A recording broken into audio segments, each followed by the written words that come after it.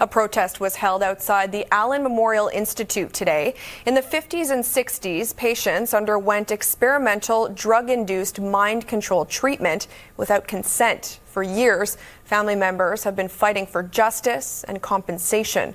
Rob Lurie has the story.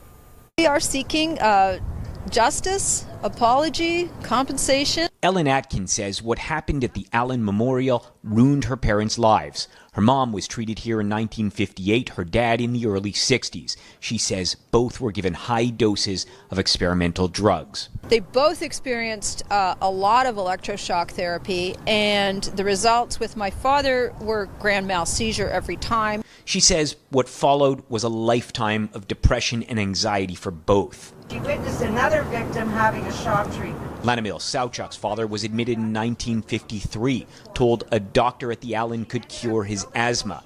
She says this is what followed. 54 high-voltage shock treatments, followed by 54 grand mal seizures. He was put into an insulin coma for 36 days with a recording beside him saying, your mother hates you, over and over and over.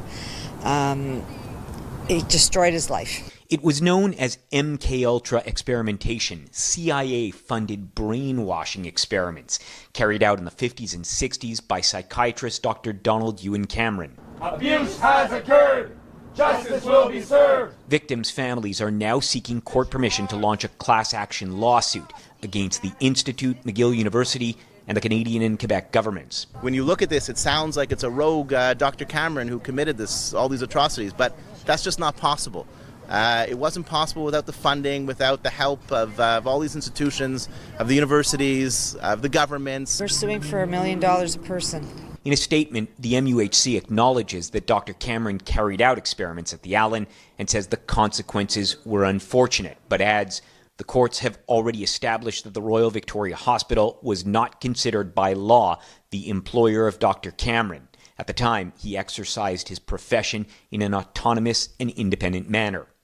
In 1992, Ottawa compensated 77 former patients of the program, but denied others a payout because they were deemed not damaged enough.